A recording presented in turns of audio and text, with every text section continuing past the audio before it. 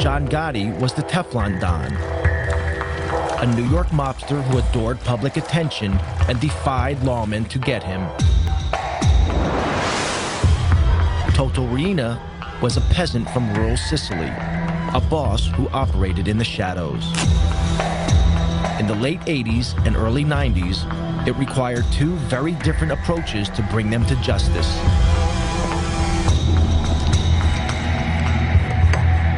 In the United States, crime fighters were tireless in their pursuit of Gotti.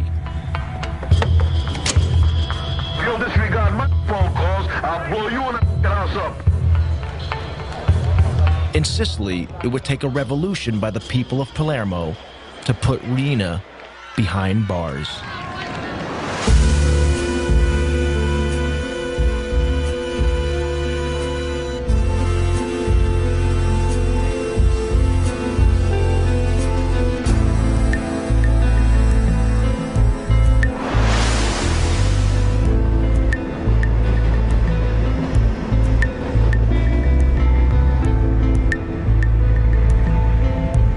John Gotti was a violent and reckless hoodlum from his earliest days.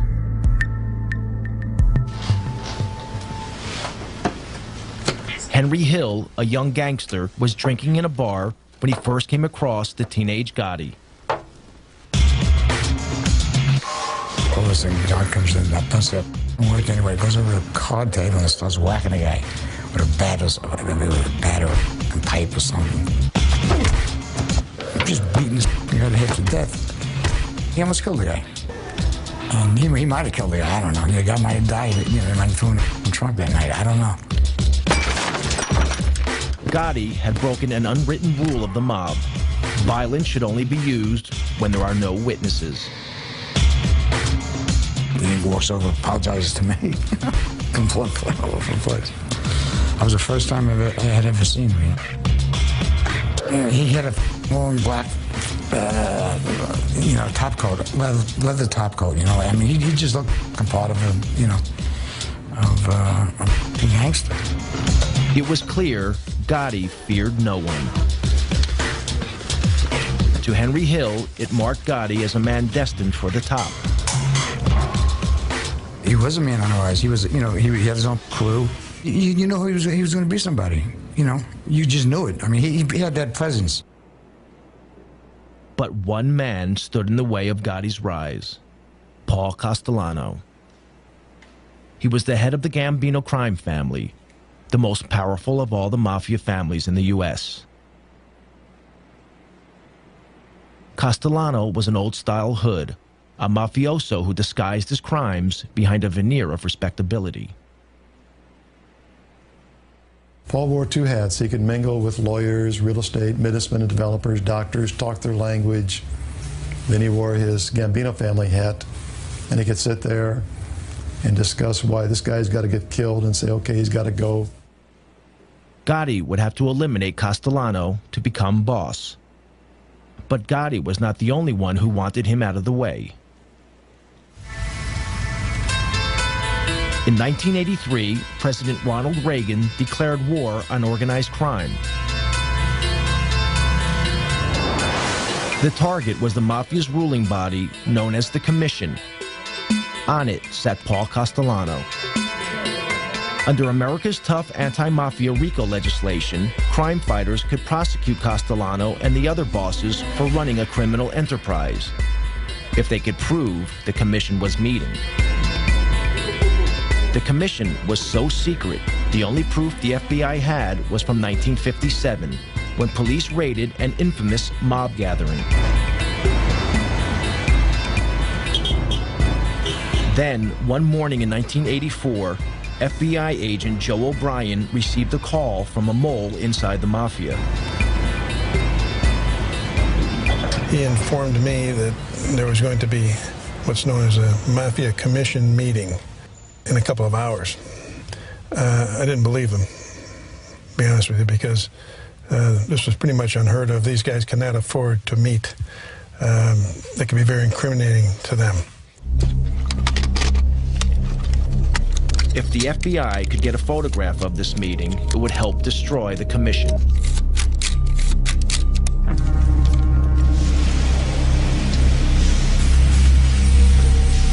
O'Brien and fellow agent Andy Currens staked out this building, a small house on Cameron Avenue, Staten Island, that belonged to a relative of a senior mafia don. The agents hid in the back of an unmarked van a few hundred yards down the road. The van was right back here, right about where the white car is, right in front of the 54 there. That's about where we were parked. And we had a nice straight shot. There were no cars at that time. We had a straight shot down the street to 34 camera.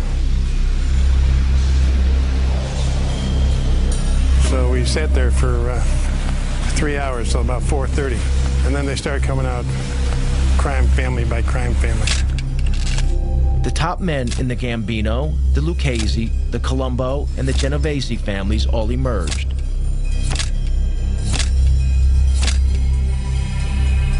Then finally our long-awaited guest of honor, if you will, Paul Castellano, came out. Castellano was the boss of bosses. It was like the king strutting out. You could almost envision a carpeted area. It was a real show of how the mob operates and mob protocol. It was very exciting. I don't know how Andy managed to keep the camera as still as he did. He used this shoulder right here as a tripod, and I just didn't breathe for the longest period of time. Castellano wasn't in any big rush. Took a couple of puffs on the cigar and got in the car and drove off. The photographs were dynamite. The FBI knew that such striking visual evidence was just the thing to put in front of a jury. In February 1985, the FBI seized all 5 members of the commission. Agents O'Brien and Currens arrested Castellano and drove him to FBI headquarters in Manhattan.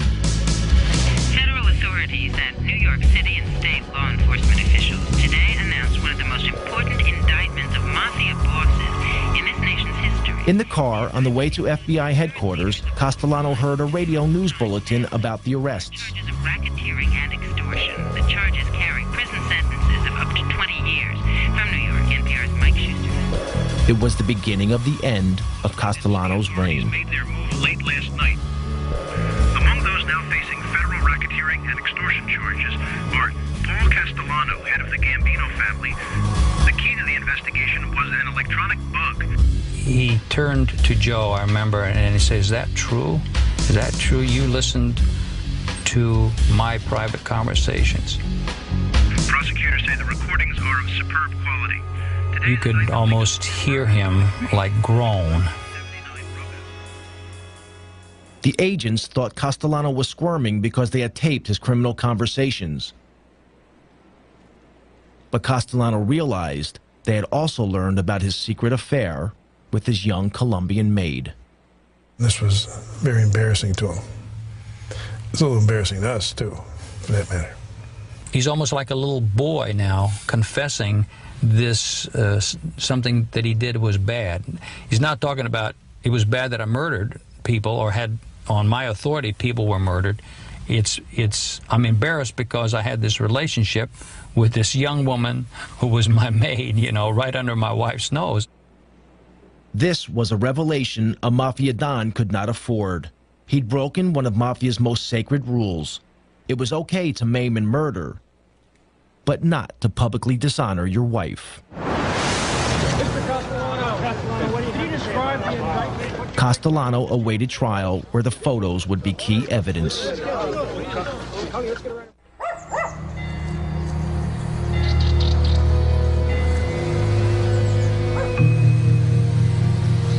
If the New York mob wanted to know what a mafia war was like, they needed look no further than Sicily.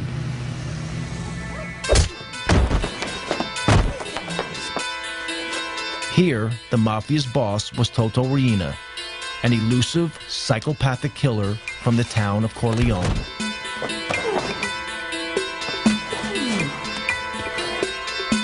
Corleone was a mafia stronghold set high in the mountains of central Sicily. It was the place that gave its name to Marlon Brando's character in the film The Godfather. Riena's cruelty earned him the name The Beast.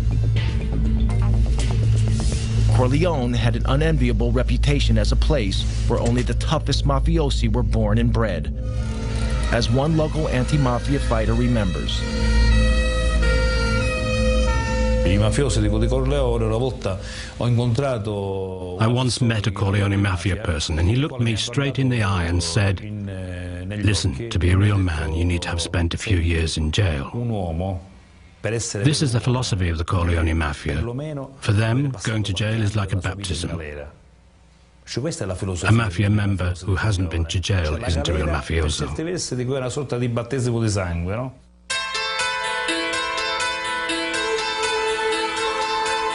Riena's crime family had seized control of the mafia in a vicious war.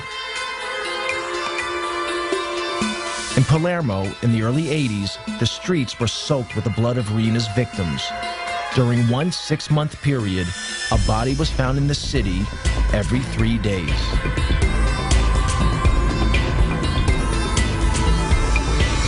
Palermo's mayor was Leo Luca Orlando, elected to office promising to end such crimes. Even 20 years later, his courageous stand means he must have an armed guard 24 hours a day. Palermo was a city just living in silence and in dark. The way the citizens to avoid to be involved in these killings was to deny that the mafia does exist. Just to say, we don't see, we don't speak, we don't hear, it's not our problem, they kill each other, there's no risk for us. If we don't speak about the mafia, we will never be killed. The man leading the hunt for Riina was an investigating magistrate named Judge Giovanni Falcone.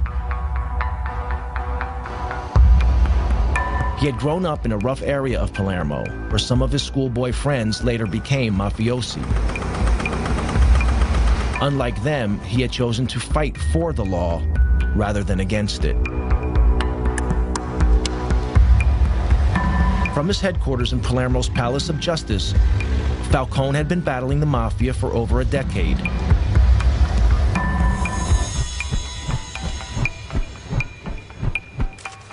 In 1987, he enjoyed his greatest victory.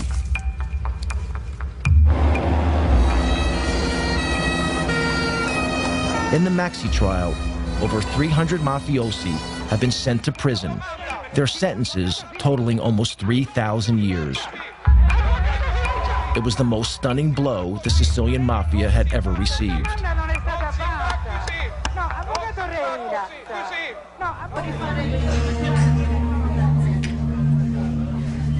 But mafia boss Toto Riina had escaped the roundup. He remained free, running his criminal empire from an unknown hiding place.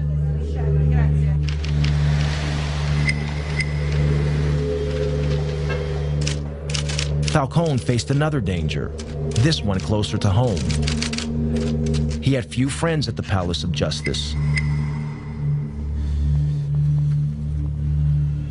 The people of Palermo stood on the sidelines, waiting to see who would come out on top, Falcone or the mafia. Falcone rented a vacation apartment on the beach, half an hour's drive from Palermo. When he went there, it seemed that most of Palermo knew about it. When Falcone was on the move, it was like a wedding party. There were lots of cars, even a helicopter in the sky above. So everyone knew that Falcone was at the beach house. Yet the ring of steel that protected Falcone made little difference to Riina. One afternoon in June 1989, Falcone relaxed by the beach.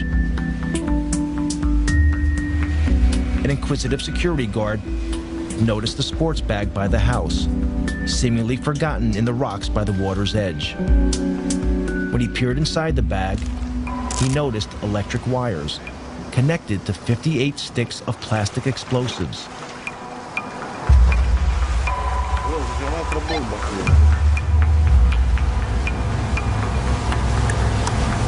The bag was wired to explode if it was picked up. The bomb did not go off.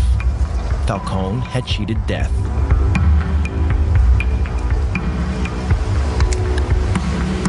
Soon after the assassination attempt, Falcone spoke to one of his closest friends in the fight against the mafia.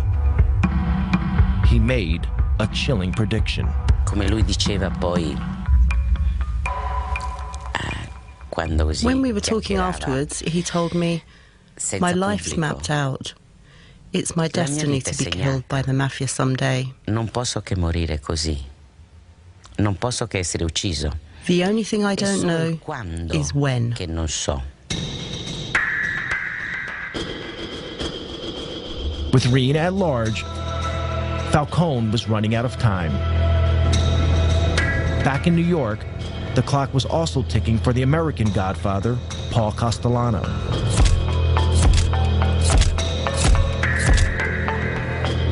Castellano waited for his trial on racketeering charges. He rarely ventured from his home, this luxurious mansion in the most exclusive area of Staten Island.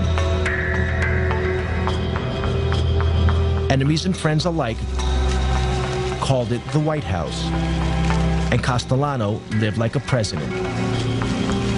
That meant he lost touch with feelings on the street, discontent that would be exploited by his rival, John Gotti. There's a lot of discontent with Castellano where they thought he was too involved in his legal trials. He wasn't running the family. It had become a family of the haves and have-nots. Castellano was making all the money. Guys like Gotti were out there starving. So there was a lot of dissension in the family. We knew there was meetings going on and there was a lot of discontent. In fact, Gotti posed as a have-not to win support for his bid to become boss. In reality, Gotti was making a fortune dealing heroin, making him a hero to his supporters.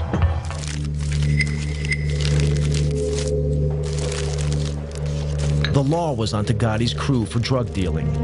That brought more heat on Castellano. So he planned to break up Gotti's crew. Gotti knew he had to act. The stage was set for a showdown.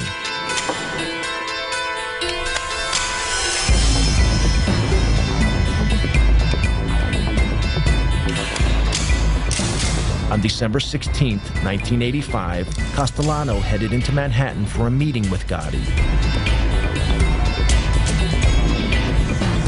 They were to meet here at Castellano's favorite steakhouse, Sparks, in Midtown Manhattan.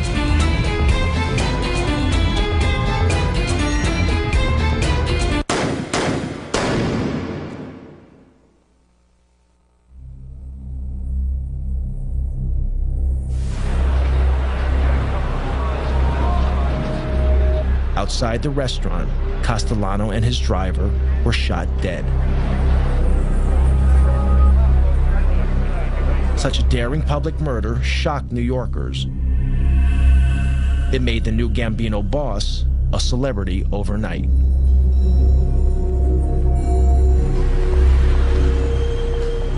At the time, Gotti was facing a trial on a charge of racketeering. Until the murder, few outside the world of law enforcement had even heard of Gotti. We went from having what was really kind of a, not sleepy, but routine organized crime case to the case of the decade. We had huge throngs of reporters outside the courthouse, in the courtroom. We had a big fish on the line. At his trial, Gotti was defended by flamboyant mob lawyer Bruce Cutler.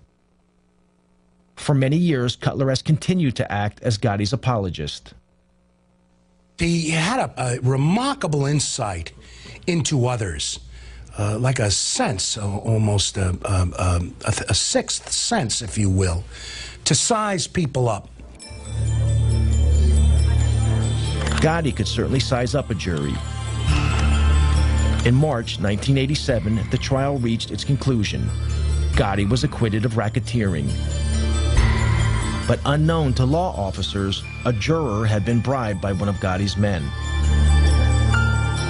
Gotti was tried in 2 other cases, both for assault, both defended by Bruce Cutler. I'll say you with respect to defendant John Gotti, guilty or not guilty? We find him not guilty. Each time, the Gambino boss got off. Bribery and intimidation of witnesses saw to that. The nickname, the Teflon Don, was born. Gotti was different from almost any other godfather. He made little secret he was a mafia don, and enjoyed that everyone knew he'd risen from Brooklyn poverty to become the boss of bosses. He was born dirt poor, was on the street since he's 12, was on the cover of Time magazine in his 40s, and he took on the system. In the opinion of his former attorney, Gotti was a modern-day Robin Hood, standing up to those in power. Jewish people, Irish people, working people, union people, construction workers, policemen. My father was a detective. Some of our strongest supporters that used to cheer for us were local police, not because they're allowed to, but it was the alphabetized government thugs we fought. The FBI, Internal Revenue, INS, CIA, those faceless, robotic government thugs that come at you and can destroy your life.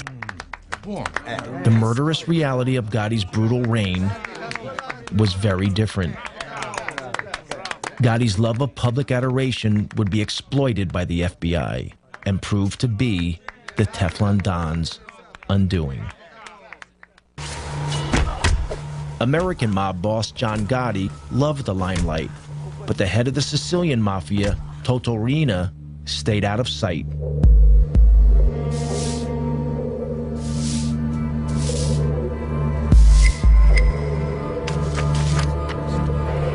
Prosecutor Giovanni Falcone was determined to hunt him down. Falcone needed a way of connecting mafia boss Riina to the crimes carried out in his name by his army of killers.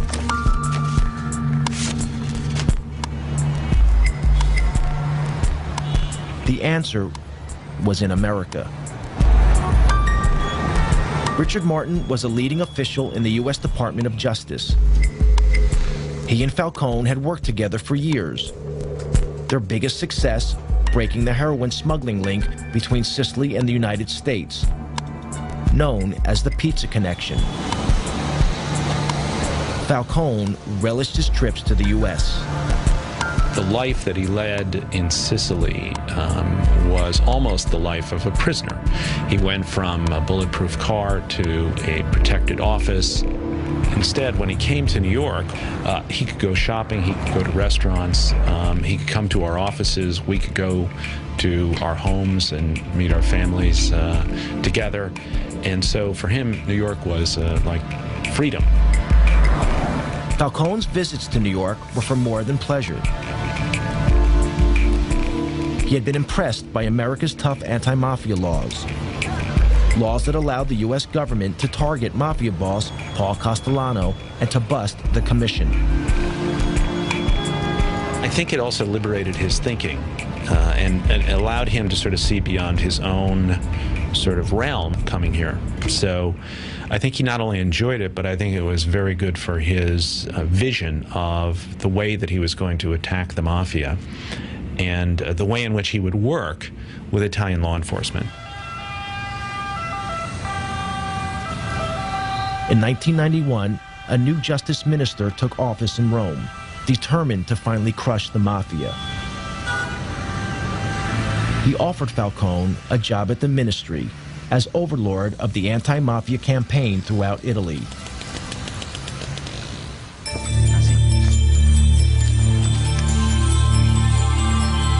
Falcone jumped at the chance of leaving Palermo and putting into practice the lessons he had learned in the United States.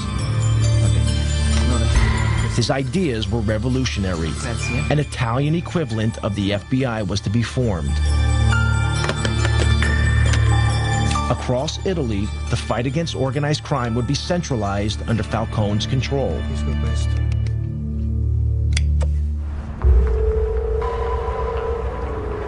Riina, the beast from Corleone, felt threatened.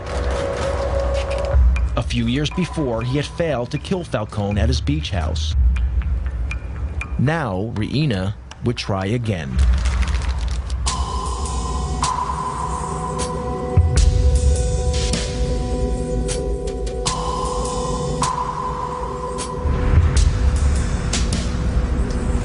On May 23, 1992, Falcone and his wife Francesca returned to Palermo for the weekend.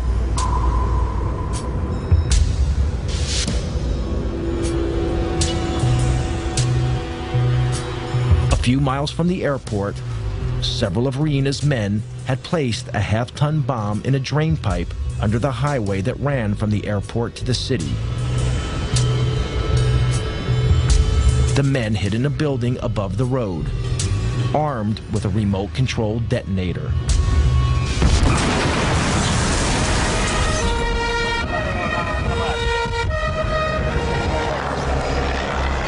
A massive explosion ripped open the highway.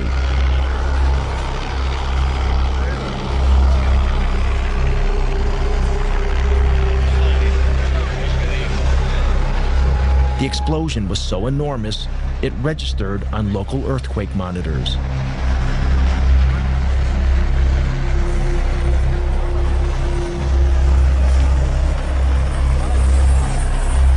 Giovanni's sister, Maria Falcone, was at home when she heard the news of the explosion. Sono scappata appena mio marito mi ha detto di che si trattava. When my husband told me what had happened, I rushed out of the room. I phoned the police. They told me Giovanni had been taken to hospital. When I got there, Francesca's brother told me Giovanni's dead.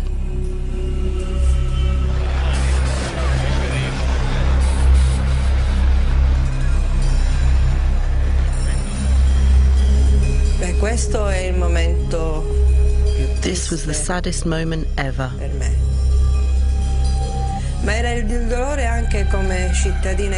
Not only for me as a sister, but also as an Italian citizen.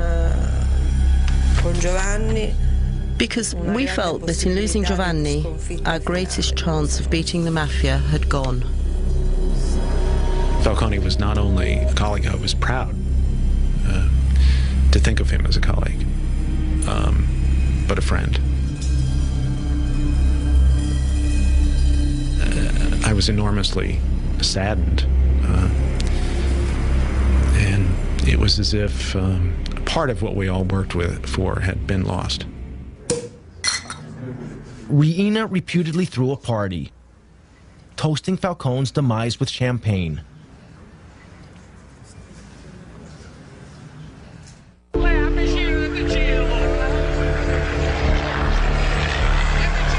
Along with Falcone, his wife Francesca and 3 bodyguards were also killed.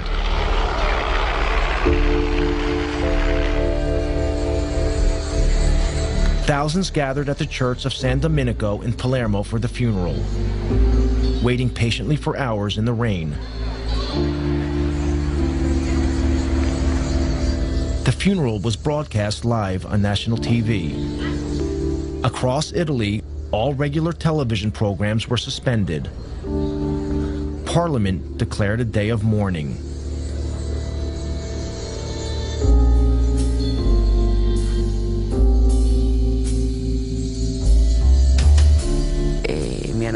When they asked me what I did when I heard the news, I said I cried. Someone said, "You're Judge Ferraro. What do you mean you cried?" I replied, "Yes, I cried, and I'm not in the slightest bit ashamed of it." Italy was shocked and angered. It didn't deter Toto Riina. Anyone who stood in his way would meet a similar fate.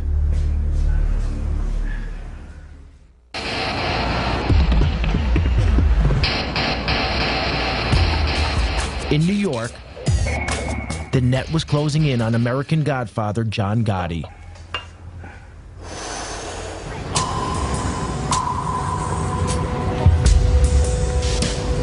This clothing store in Manhattan's Little Italy was once the Ravenite Social Club, the nerve center of the Gambino crime family operation.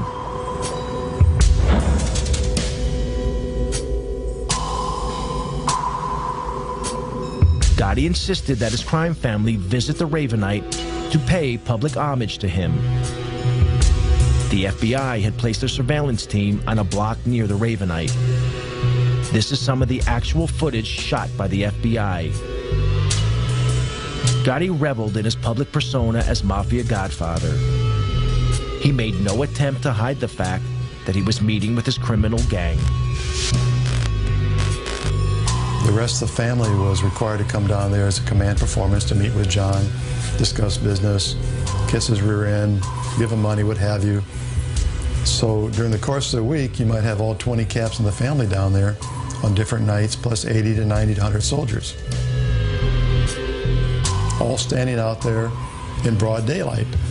And for us, it was a gold mine, just seeing, identifying the entire Gambino family during the course of the week, all in one place.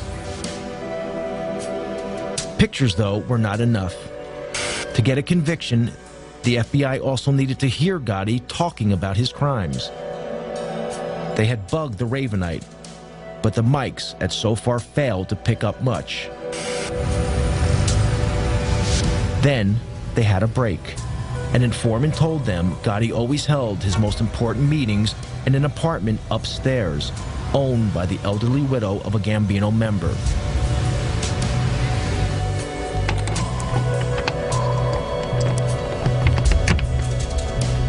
When the old lady went on vacation, FBI agents broke in and placed a bug in the apartment.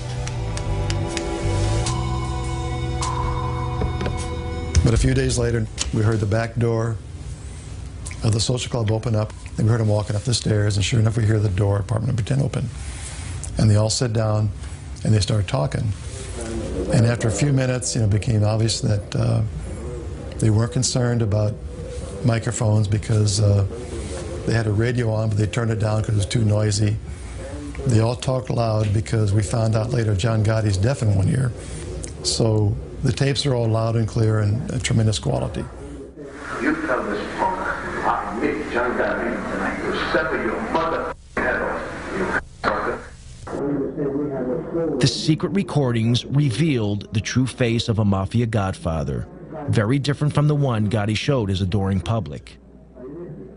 John, listen, I call your house 5 times yesterday. Now, if you'll disregard my phone calls, I'll blow you and the house up. When John's upset, he starts talking loud and clear, and he forgets about things he should not talk about, like past murders. Gotti was arrested. In January 1992, he was sent to trial, facing charges of multiple murder and racketeering. It would be his 4th trial in 6 years. Yet again, New York was riveted by John Gotti. Celebrities flocked to the trial. The gallery, it was almost a circus-like atmosphere. Mickey Rourke came in one day. Anthony Quinn came in to watch the trial. They sent in a boxer, Ronaldo Snipes, who glowered at the jury and within half an hour was kicked out. John, listen, I call your house 5 times yesterday. Now, if you'll disregard my phone calls, I'll blow you and the house up. Gotti was his normal cocky self, he's full of bravado. But when you played those tapes, you watch his face, and you knew that's the last thing you wanted to hear was his big mouth. You tell this punk, I meet John Gotti, and I will sever your mother head off, you fucker. Gotti had damned himself, but the tapes would have another unexpected impact.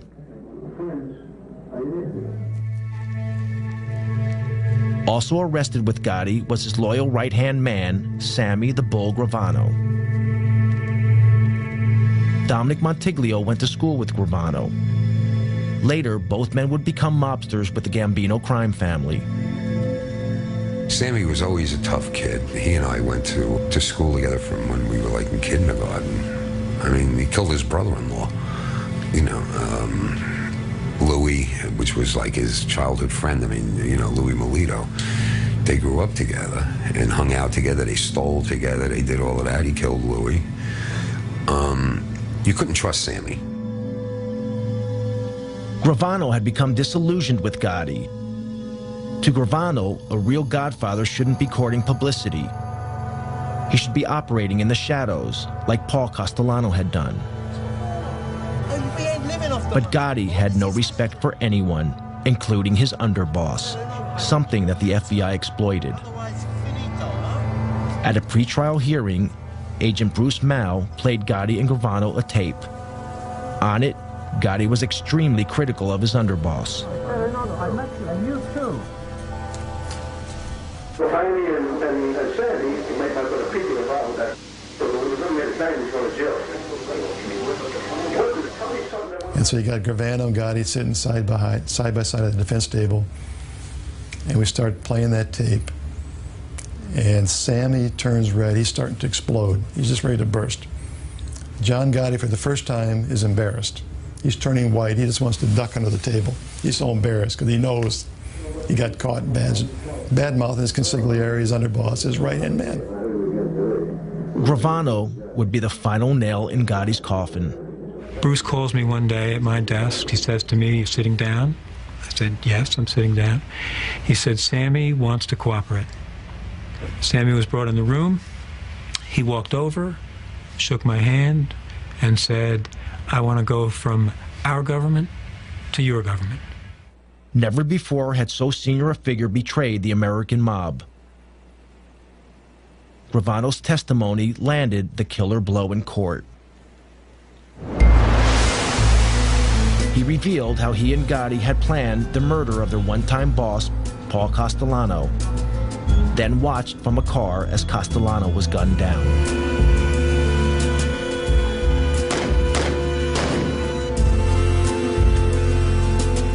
Gravano was a fantastic witness, and John Gotti acted like someone who knew he was going to be convicted, and he was really worried about it.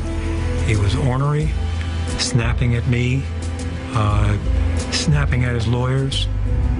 It was, I enjoyed watching it. In April 1992, Gotti was found guilty on 13 charges, including murder and racketeering. The judge sent the Godfather to one of the toughest jails in the U.S., Marion Federal Penitentiary in Marion, Illinois. The sentence was steep, life without the possibility of parole. Despite the evidence of the tapes and Gravano's testimony, Gotti's attorney in his first 3 trials still protest Gotti's innocence. If you're asking me, do I agree with the label that he was boss of some Gambino group, I say no. To you, I've said no all my life. He said no. I don't say he was an altar boy or a saint. He was one tough cookie. But he said he was not part of any mob.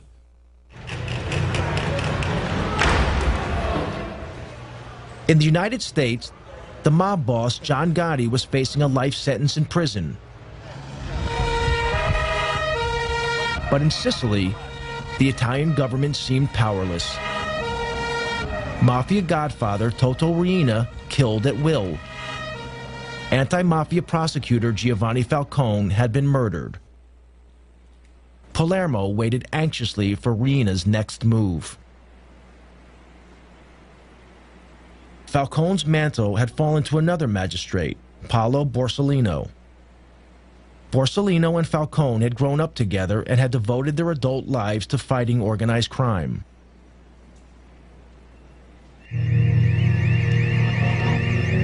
On Sunday afternoon, July 19th, 1992, 2 months after the murder of Falcone, Borsellino visited his elderly mother in this apartment block, as he did every weekend.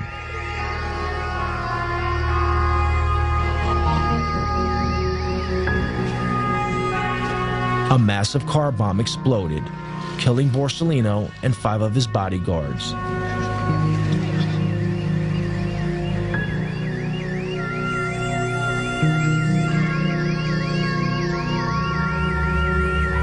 This outrage was the final straw. It caused a revolution against the mafia, led by the people of Palermo. After the killing of Paolo Borsellino, the reaction of people, of population in Palermo was enormous. The women, the children, the people reacted just crying, basta, no more, enough is enough. Enough was enough. Thousands poured onto the streets of Palermo in a wave of anger unprecedented in Sicilian history. Everyone sensed the mafia's next target was Mayor Leoluco Orlando, elected to office pledging to rid Palermo of the mafia. When he appeared in public, women and children threw a protective cordon around him, daring the mafia to kill them to get to the mayor. They sent a clear message. The message was that I was not alone. The message was that the mafia can kill a man. The mafia can kill 10 men, but the mafia cannot kill thousands and thousands of women and children. It was the beginning of the end. People power had beaten down the mafia. The government flooded Sicily with thousands of troops, determined to crack down hard on the mafia.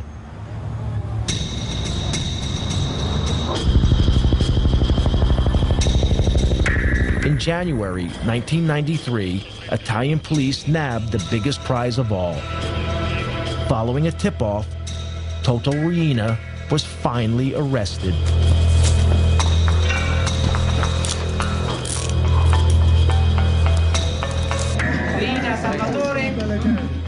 Salvatore Riina was captured in Palermo by the Carabinieri this morning. Toto Riina is ours. Astonishingly, Riina had been living in the middle of Palermo, undetected by the police for over 20 years.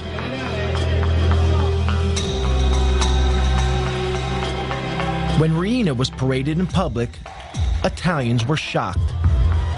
This inoffensive-looking, peasant-like character was responsible for the brutal slayings of Falcone and Borsellino, along with hundreds of others. At his trial, Riina painted himself as a poor old man who knew nothing about the mafia.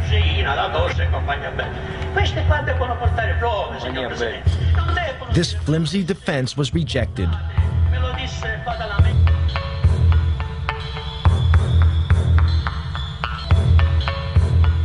Riina was sentenced to life imprisonment to be served away from Sicily in a jail on the Italian mainland.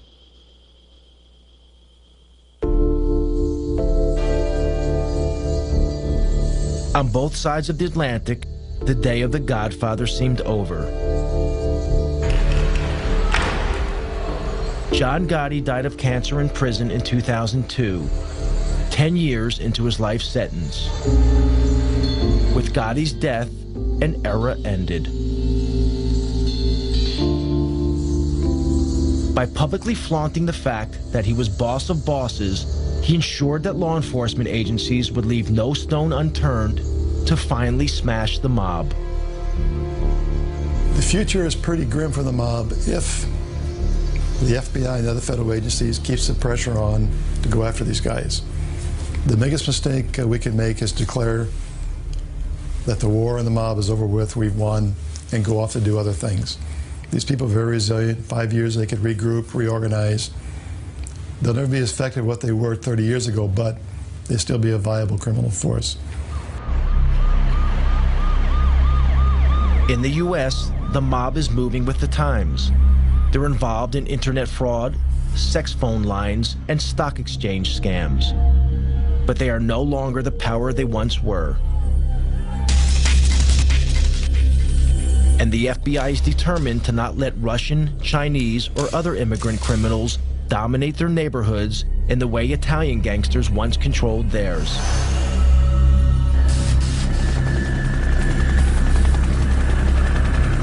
In Sicily, they are also keeping the pressure on. Yet in these hills, even with Riina in prison, the mafia is still here.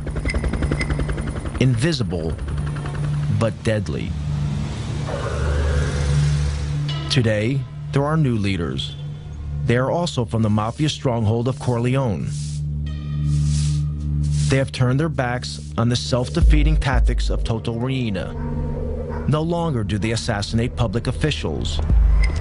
Like the leaders of old, they prefer to pull the strings from the shadows. Forse vivemmo tutti quanti una vera grande illusione che I think we were all a bit deluded. Maybe we were just kidding ourselves that we could destroy the mafia with just 4 moves on a chessboard. In the U.S., the mob is finally in